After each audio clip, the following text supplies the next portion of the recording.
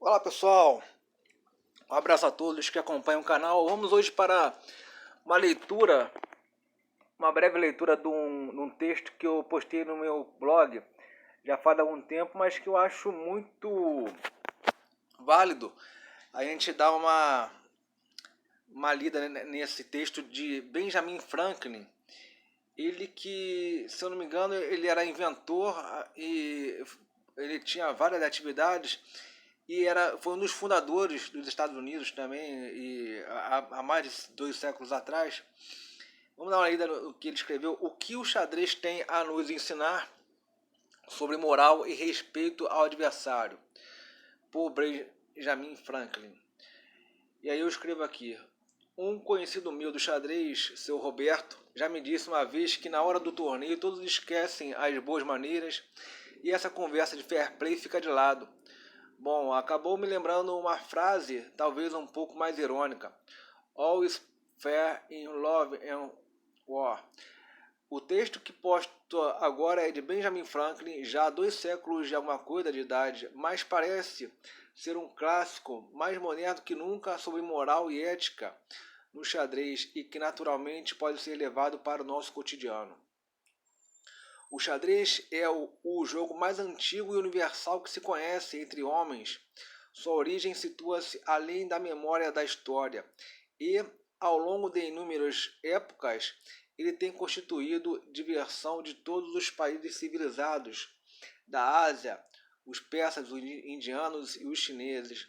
A Europa o recebeu há mais de 1000 anos, os espanhóis o difundiram através de suas regiões da América e certamente ele tem aparecido nos Estados Unidos. Ele é tão interessante em si mesmo que para se engajar nele não se precisa da indução pelo objetivo do ganho e dessa forma nunca se joga xadrez a dinheiro. Por isso, os que dispõem de lazer para esse tipo de diversão não encontram outra que seja mais inocente. E o texto a seguir é escrito com a intenção de corrigir, entre alguns jovens amigos, certas pequenas impropriedades na sua prática, demonstra que, ao mesmo tempo, nos efeitos que exerce sobre a mente, ele pode não ser apenas inocente, mas sim vantajoso, tanto para o derrotado quanto para o vitorioso. O jogo de xadrez não é meramente uma diversão ociosa. Muitas valiosas qualidades da mente, úteis no decorrer da vida humana, são adquiridas ou reforçadas por ele, de forma a se tornarem habituais, disponíveis a qualquer momento, pois a vida é uma espécie de xadrez no qual muitas vezes temos pontos a ganhar e competidores ou adversários para enfrentar, e onde há uma ampla variedade de fatos bons e ruins que, em certa medida, são os efeitos da prudência ou da sua falta. Através do jogo de xadrez, nós podemos aprender o seguinte: previsão. Olhar um pouco para o futuro e considerar as consequências que podem aguardar determinada ação, pois ocorre continuamente ao jogador a seguinte reflexão: se eu mover esta peça, quais serão as vantagens da minha nova situação? Qual a utilidade que o meu adversário poderá obter com esta última para me causar problemas? Que outras movimentações posso fazer para dar apoio àquela jogada, defendendo-me do ataque dele? Circunspeção, observar todo o tabuleiro ou o cenário da ação, as relações e situações de cada peça individualmente, os perigos aos quais elas estão expostas, as várias possibilidades de se ajudarem mutuamente, as probabilidades de o adversário poder fazer esta ou aquela jogada e atacar esta ou aquela peça, e que diferentes meios poderão ser usados para evitar esse ataque ou fazer com que as consequências do mesmo se voltem contra seu autor.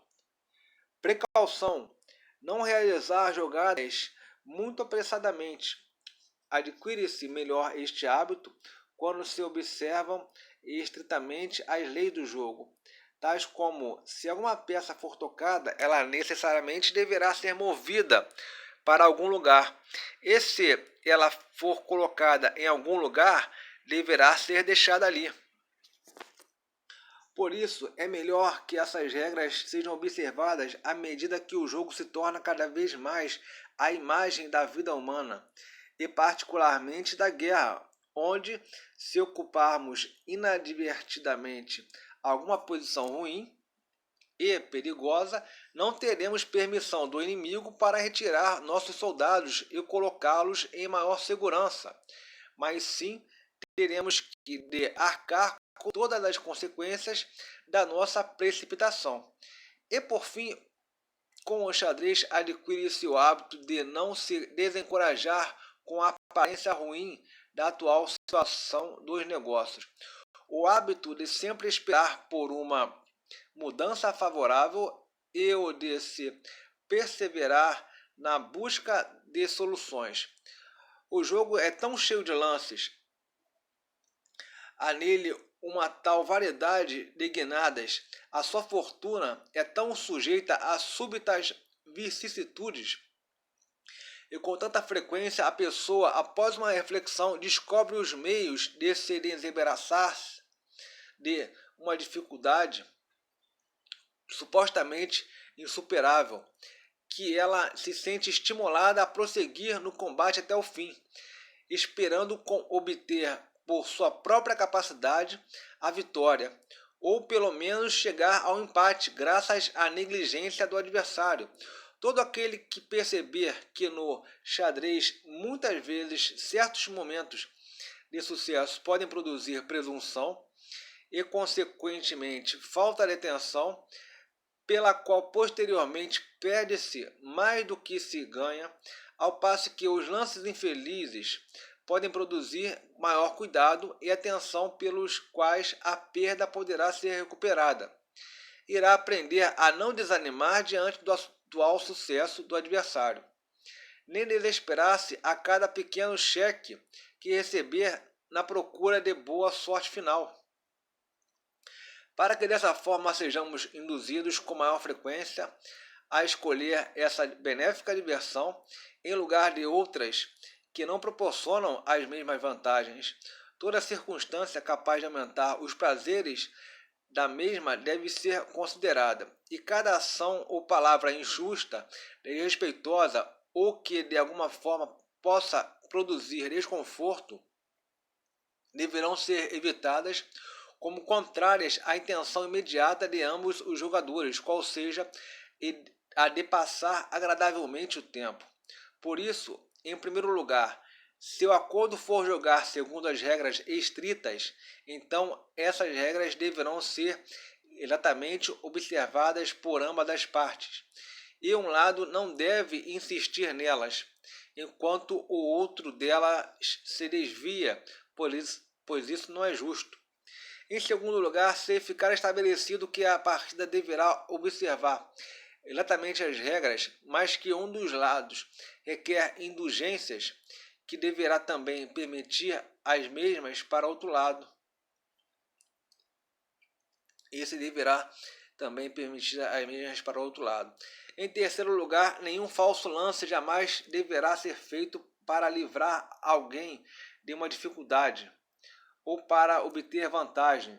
Não pode haver prazer de se jogar com uma pessoa se ela for flagrada nessas práticas injustas.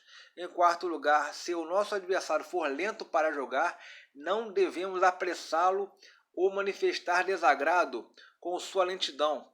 Não devemos cantarolar ou assobiar, nem olhar para o relógio, nem apanhar um livro para ler, nem sapatear no chão, nem tamborilar os dedos sobre a mesa, nem fazer nada que possa perturbar sua atenção, pois todas essas coisas desagradam e não demonstram nossa vontade de jogar, mas sim nossa malícia e rudeza. Em quinto lugar, não devemos esforçar-nos por divertir ou iludir o adversário, fingindo ter feito jogadas ruins, declarando que agora perdemos o jogo, a fim de fazê-lo sentir seguro. descuidado e desatento com os seus planos, pois isso é fraude e trapaça e não habilidade de jogar. Em sexto, quando obtivermos uma vitória, não devemos empregar expressões de triunfo ou insultuosas, nem manifestar alegria, mas sim esforçarmos-nos por consolar o adversário e fazer com que fique menos insatisfeito consigo mesmo, através de expressões gentis e civilizadas, que podem ser usadas com sinceridade, tais como: você compreende melhor do que eu o jogo, mas é um tanto desatento.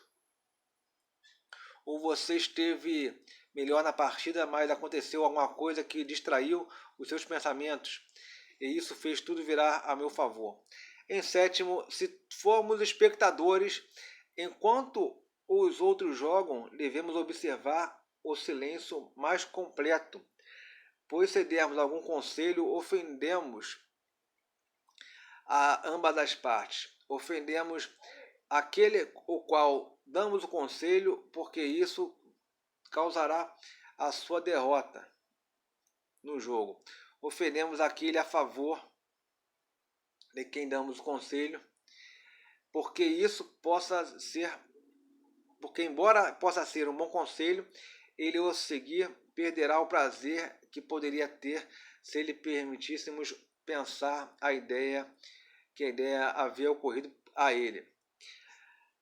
Mesmo depois de uma partida ou partidas, não devemos demonstrar recolocando as peças que determinada jogada poderia ter sido mais bem realizada, pois isso desagrada e pode ocasionar discussões ou dúvidas sobre a verdadeira situação.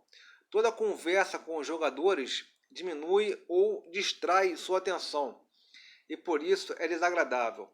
Tampouco deve dar a mais mínima sugestão a nenhuma das partes através de qualquer espécie ou de ruído ou de movimento. Se o fizermos, não estamos aptos a ser espectadores. Se quisermos exercitar ou demonstrar nosso próprio julgamento, façamos isso jogando nossa própria partida, quando tivermos a oportunidade de fazê-lo, e não pela crítica ou nos imiscuindo ou aconselhando jogadas aos outros. Por último, se não é para jogar com todo rigor, de acordo com as regras mencionadas acima, então moderemos nosso desejo de vitória sobre o adversário e fiquemos satisfeitos também com uma possível derrota. Não vamos agarrar avidamente qualquer vantagem oferecida pela pouca habilidade ou desatenção do outro, mas sim gentilmente mostremos a ele que aquela determinada jogada ele está colocando ou deixando sua peça em perigo, sem apoio, e que por meio de outra jogada ele poderá colocar o rei em situação difícil.